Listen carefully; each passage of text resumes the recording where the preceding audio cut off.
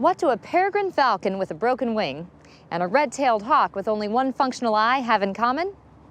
Both are birds of prey, and they're receiving much-needed medical attention at Saving Our Avian Resources, or SOAR.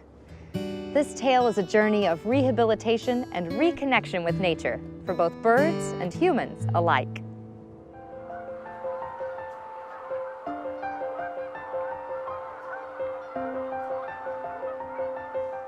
According to some experts, an eagle has around a 50-50 chance of surviving its first year of life in the wild.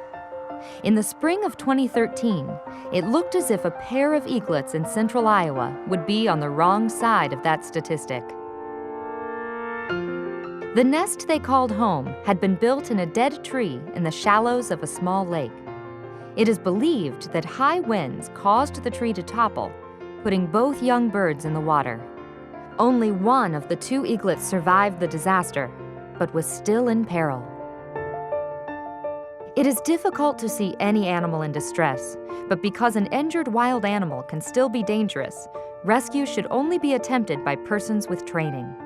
As a retired conservation officer, John Mertz had been involved in many such situations.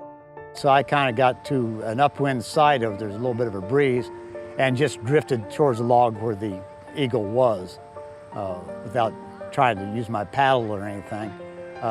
Tried to use a Carhartt to get on top of the bird, and he escaped. Did a little breaststroke to another log and got up on it.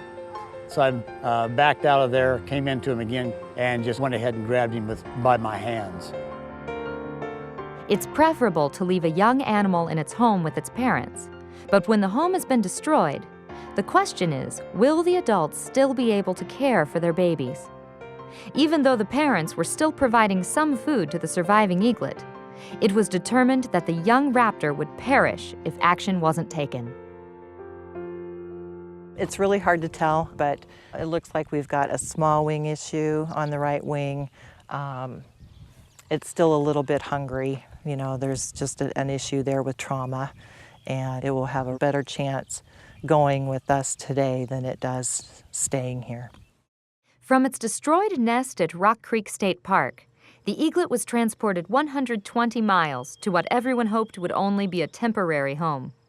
Diversity Farms, which is south of Carroll, is the headquarters for SOAR, an acronym for Saving Our Avian Resources. We're really not circumventing Mother Nature by trying to fix these guys. Usually what we see, the injuries are somehow human-related. They're hit by a car, they run into a window, they get tangled up in a barbed wire fence. And so 95% of the things that come in are related to some sort of human interaction. While it's always the goal to return an animal to the wild, some injuries are so severe that a bird's only hope is to live the rest of its life in captivity. There are around 12 birds that have become permanent residents at SOAR.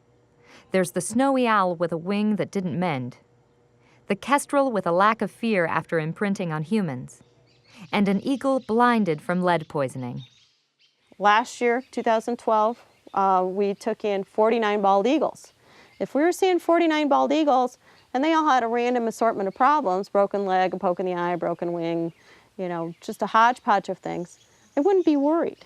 But when 32 of those came to us because of ingested lead, then that's a problem.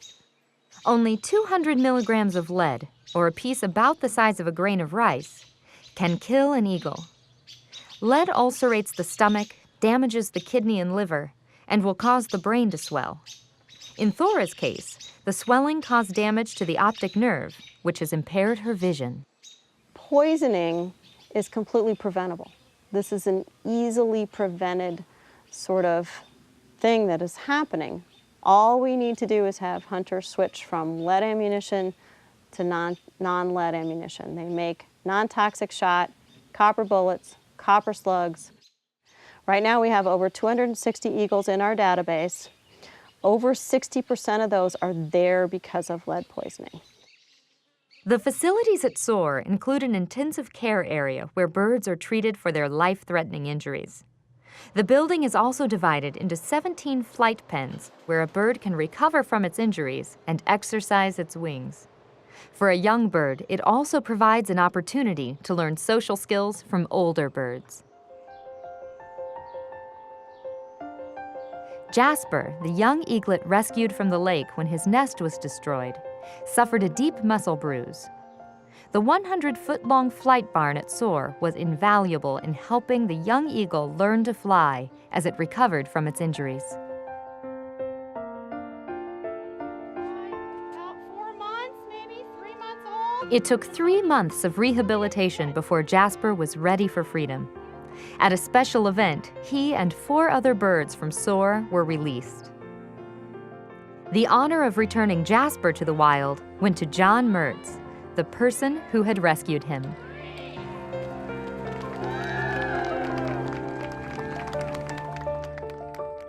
The fun part of doing rehabilitation is to be able to give these guys a second chance at being wild. And it's fun to involve people. It's very exciting to be able to hold one. And when you're holding them, you can just kind of feel that it's like, I really want to go. I want to fly. And so for you to be able to let them go, it's just fun to be able to give them what they want and let them fly free.